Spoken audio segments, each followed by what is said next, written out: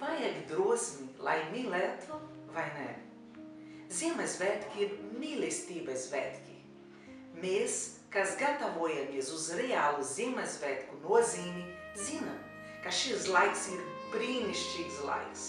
Tas runa par mīlestību.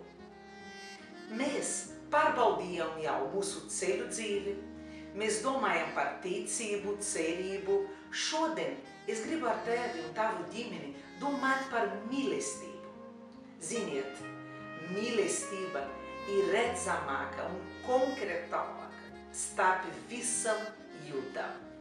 Ziemassvētkos Brazīlijā svin arī šajos pašus datums, bet tur ir vasaras sākums un ļoti silts. Kur es dzīvoju, bija apmēram 35 grādiem silts. Bet vakar runāju ar māsu par telefonu, un viņa man teica, ka šobrīd tur ir 40 grādi silts. Un mūsu eglīte, mana bērnība, bija no krūmu zāriem, kur izrotājam ar vati, lai imitētu sniegu. Un mēs tur sakarinājam daudz bumbiņu un mirgojošu gaismīgus. Šeit, īpaši šogad, baudam šo skaistu ziemu, īstais Ziemassvētkos, bet es gribētu tev teikt, ka Ziemassvētki ir piedzimšanas laiks, ir dāvināšanas laiks, ir pazemības laiks un pilnas mīlestības laiks. Kāds vīrs vārda Jānis, Jēzus tuvākais draugs, pateica ļoti interesantu domu par Ziemassvētkiem. Viņš teica, jo Dievs tik ļoti cilvēku mīlēja, ka deva savu vienīgu dēlu, lai ik viens, kas viņam tic, nepazust, bet tam būtu mūžīga dzīvība. Ziemassvētki portugāļu valoda ir Natal vai Nascimento, kas latviešu valoda nozīmē piedzimšanas svētki. Pāvils, Jēzus sekotāji, mīlestību raksturoja šādā veidā.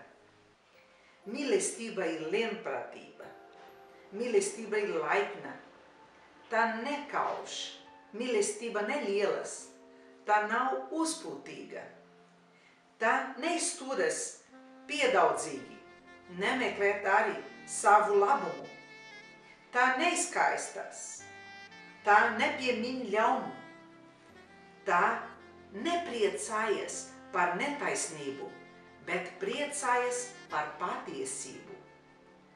Tā apklāj visu, tā tic visu, tā cer visu un tā panēs visu. Šajos Ziemassvētkos es vēlos, ka tu pieņemt lielāku risku savā dzīvē. Uzdrīkstēties, mīlēt. Parādīt mīlestību savu vārdiem, savu žestiem, telefonu zvanu, e-pastu, e-ziņu. Parādīt savu mīlestību visā, kas nāk tava prātā. Ģimenes locekļiem, radiniekiem, kaimiņiem, paziņām, draugiem, svešiem un kāpēc ne taviem ienaidniekiem.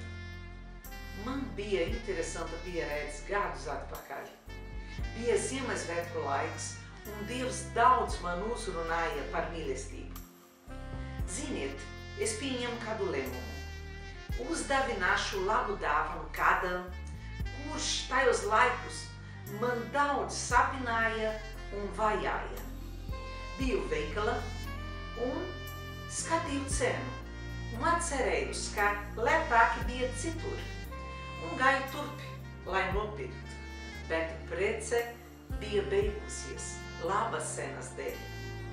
Beigu beigas bija Ziemassvētku vakaras, un es nepaspēju uzdāvināt manam ienaidniekam vai ienaidniecei. Bet ziniet, es biju stipri pasteigta, ka kāda draudzene man uzdāvināja to pašu skaistu un dārgu dāvanu, kādu es gribētu uzdāvināt.